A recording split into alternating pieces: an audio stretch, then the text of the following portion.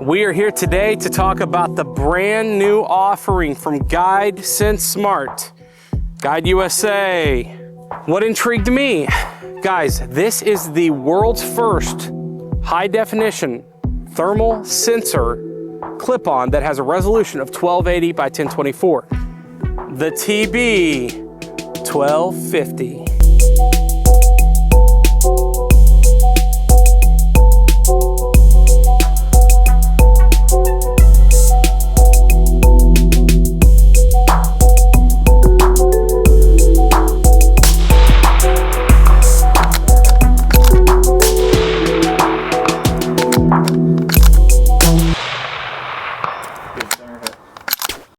As most of you gentlemen and ladies know, your boy D-Dunk has been dealing in high end, like super high, like Snoop Dogg high in thermal clip-ons for the last couple years. Why? Glutton for punishment maybe, I don't know. I really like it, it's a lot of fun. I've just enjoyed it more than the dedicated thermal optic, which I know is weird for most, but they're getting better and better and better. So I'm constantly trying to find out what's out there, what's happening, and how it looks. The TB1250 LRF Pro is what this is called, which means LRF, pretty simple, right? Laser rangefinder. So not only are you getting high def image quality, but you're getting a laser rangefinder. Claims it's capable to detect out to 1,600 yards from a rangefinding perspective. We will test that, don't worry. Also, the detection range on the actual thermal itself with the 50mm germanium lens, they claim to be 2,800 yards. We're gonna test some of that as well. The TB series is the latest compact thermal clip-on, imagine with a really intuitive, ergonomic, high shock resistance, and a rugged and really durable body. This is the world's first high definition thermal sensor clip-on that has a resolution of 1280 by 1024. That intrigues me, all right? So I wanted to check it out and test it out. I reached out to Guide and said, hey, send me one. I wanna see what this thing is all about. I've used their TB650 and I've used their TB630 LRF in both scenarios quite a bit. The TB630, I like. Your boy's all about it. Really small, compact, really good out to 500-ish yards, maybe even slightly further than that. I've been really impressed with that unit, especially on like a AR 6-arc style. So today, we're gonna do all the things. We're gonna take a look, we're gonna test it, we're gonna do our typical walking test at 400 yards. But what I'm also gonna do is I'm gonna try to show you the TB1250 next to the TB650, so you can get a really good understanding of what this unit looks like compared to its peer units. And is it worth your time? Is it worth your money? Is it worth the setup? So my initial feedback on this, one, I'm really impressed with the quality I get from behind my day optic. Now, does it detect as good as my $20,000 and $16,500 thermal clip-ons? No, idiot, it's like 5,800 bucks. From a screen perspective, this is a Nightforce 2.5 by 20. I can see my entire screen with the Voodoo and the EOTech. You cannot with the Guide, you cannot. If you wanna see the entire screen, you have to have a 1x magnification behind it. So the 1:10 LPVO is perfect for these clip-on thermals. Challenge with that is you've got a 1280 resolution. Like, why would I only want 10 power? It deserves more than that. So I will say, after running this, if you have a handheld scanner or you have a set of thermal binoculars, which they happen to make, Guide also makes, maybe I'll show some footage of that. I've been really impressed with that little unit so far. For the money, it's just fantastic. And you can spot coyotes, and then you are skilled enough, practiced enough. Practice? You talking about practice? Yes, I'm talking about practice. Practice with your gear, dum-dums. You will be better in the field. You will kill more coyotes or hogs or whatever. But if you spot them coming in, you need that wider field of view, guys. You have to have it, all right, out in the field. So I would have something, if you were gonna run this unit, I would have a spotter of sorts to be able to scan the field and do whatever, right? Or candidly, if you really wanted to, and you've got one of these high-end Rusan mounts, you could use this if you really, really wanted to. But you're doing this, seeing coyotes coming, getting it back on there, and then squaring up behind the pack of coyotes so you can actually shoot something, and doing all of that in the dark, that's really difficult, okay? So, back to my point. This unit deserves more than 10x on the highest magnification. It's better than that. You can zoom in further. 2.5 to 20, I run this all the time. I'm very used to it. So I run dual nods or whatever, or you can run a monocular. You see it, you see the coyotes, and you're able to frame up behind it, get on your rifle, you're gonna be fine with something like 2.5 20. But it is magnified. Like, there's just no other way to put it. So if you're expecting to be able to see your whole screen, you're not gonna be able to do that, forget it. You can also adjust the menu. That's the other takeaway from this. Like, the menu was filling up full screen. I was kind of freaking out at first, but they have 1x, 3x, and 6x that actually, the higher the magnification, the smaller it shrinks your menu. So I've been able to do that, and you can see everything in your menu, even literally all the way up to like 15x plus. So that's not a problem. They thought ahead on that. Like I said, guys, excited to see how this stacks up today. But so far, with the rangefinder, I've been impressed, and the actual quality of the screen is really fantastic. You just have to get comfortable with the idea that you are not gonna see your full screen unless you have a 1x optical mag behind in your day optic on that. A couple things I like. One, the button configuration is really easy to use. From a ranging perspective, the TB1250 has its own button on top that you hit to be able to range. Like I said, that Ranger has been on point. I've been running it next to my Mars C, which is like an $11,000 unit. And so, man, this is really kept up. I've been really impressed. The other thing I really like about it, they were smart. They put focal knobs. First off, they put a focal knob on it. Some of these thermal clip-ons early in the day didn't have that, and so they weren't usable past 300 yards. This one not only has it, but it has it in an ambidextrous style. So whether you're a right-handed or left-handed shooter, you're gonna be able to reach up, adjust your focus real quick, boom, boom, boom, killing predators. Complaints. Really, so far, the only complaints I have about the unit is that it does fill up so much of the screen. I really would like to see them do something to shrink it down where you could get full screen view at a 2.5 or a 3x daytime optical mag behind the thermal clip-on. And the fact that you have to use a Rusan mount, okay? You have to use, now Rusan makes the best mounts. It's not even close, like hands down. If you're running a thermal clip-on of any kind, whether it's an iRay or Guide or whatever, I would highly recommend, guys, go spend the money on the Rusan mounts. These are fantastic mounts. The other ones that I've seen used just candidly don't hold up.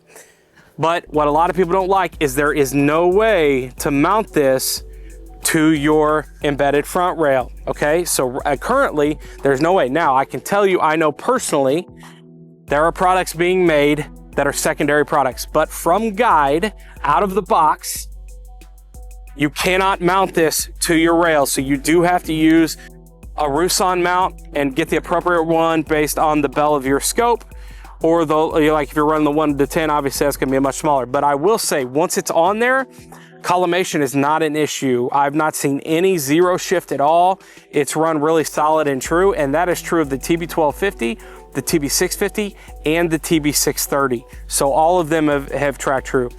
Quick update, sorry to interrupt the regular scheduled viewing. However, it's already happened, guys. You can see this little 3D printed piece that then allows me to connect this to my embedded front rails. So this product's already out. I knew it was in production at the time of filming, but it's officially out. I've used it. Works well. You can get these at a familiar name you've heard on this channel. Hunt's Long Range has these. They're 3D printed. Like I said, it's functioned fine for me since, but I also, as I mentioned in the video, like the Rusan mounts better than I thought I would too. But the problem is you're just restricted to whatever scope that particular mount fits the bell of. So anyway, here it is, ladies and gents, a direct mount option for your TB1250 to your embedded front rail. Anyway, good little unit. It's right for you. I don't know. Check out the video, see the stuff side by side.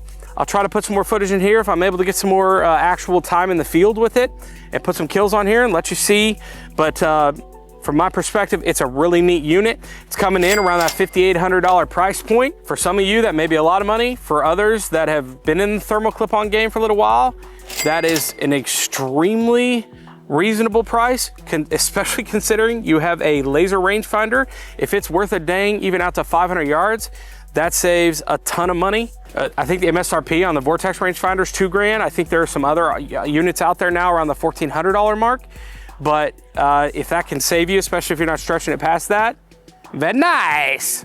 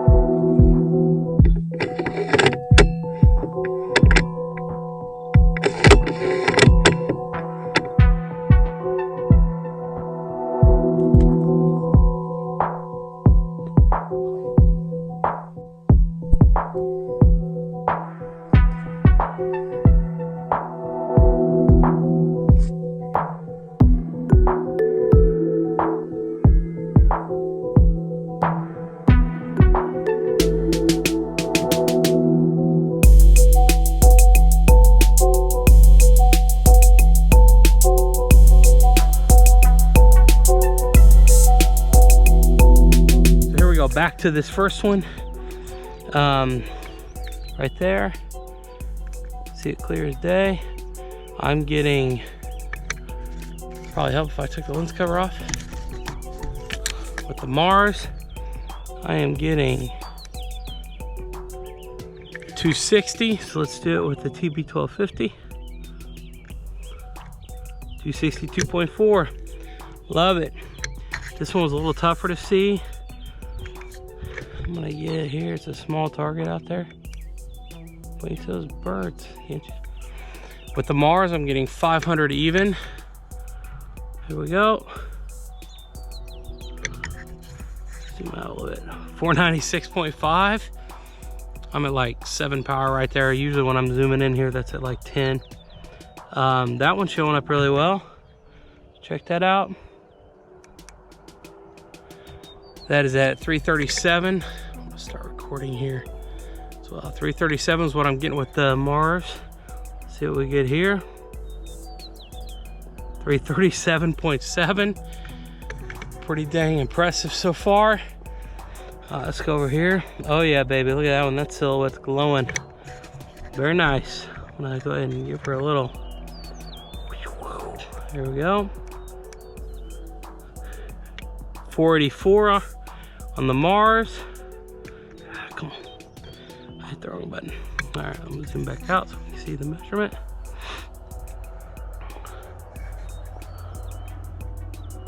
.5. Pretty impressive. TB 1250. I'm not really seeing any steel at that one. That one's got a big old plate. It must be a zeroing plate out there, but hey, why not? I see it. 682 on the Mars. Zoom out, see what we get on the rangefinder. 683.8.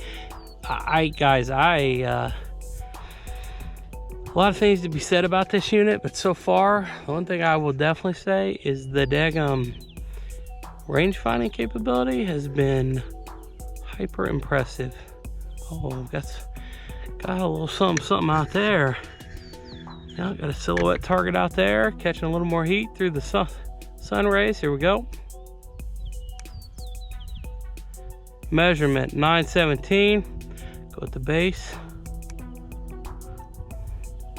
914. Here we go. See what we get. Come on, baby. 917. You got to be kidding me. 918. 917. Wow, that is. I'm impressed. I mean, if you were panning a field, so obviously we've seen a lot of different things up here so far. I'm quite impressed. Quite impressed with it in a wide open field like this. I mean, you've got some. Now that silhouette there, I'm almost positive has been heat treated. I'm almost positive. That's why, but again, that's why it's, if it were alive, that were a coyote, we're definitely seeing that out there at that distance. So, but everything else, nothing else been heat treated to my knowledge. Again, that is at 917 yards. And I am right there. I'm at 12x zoom, optical zoom behind it. If I scroll down and I range that bad boy, oh shoot, held it too long. Here we go. 917. Wow, that's that come. And that was 914. I think we measured at the base earlier. Again, this one you can see this has not been heat treated. I know for a fact. That is telling me 336. 336.7. And then that little silhouette there, that's dang impressive. 484.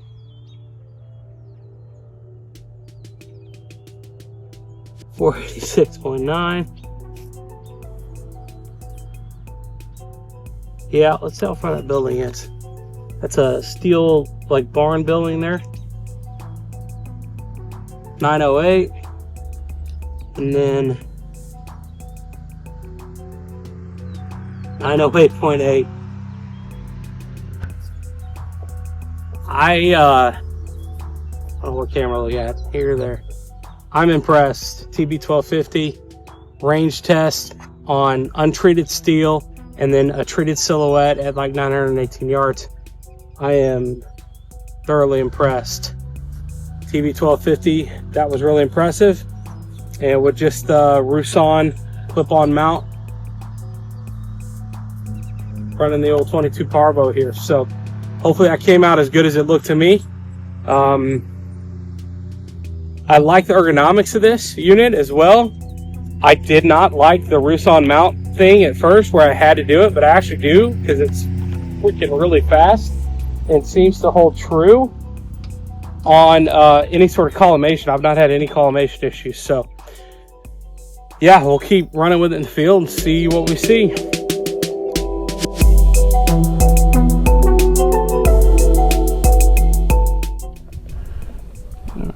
This is unheated steel right here. My hole is 0.6. Here we go.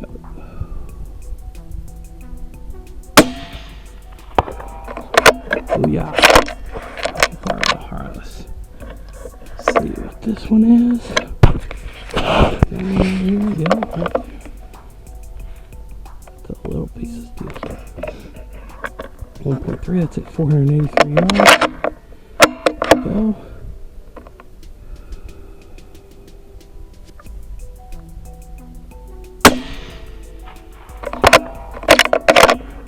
For 83.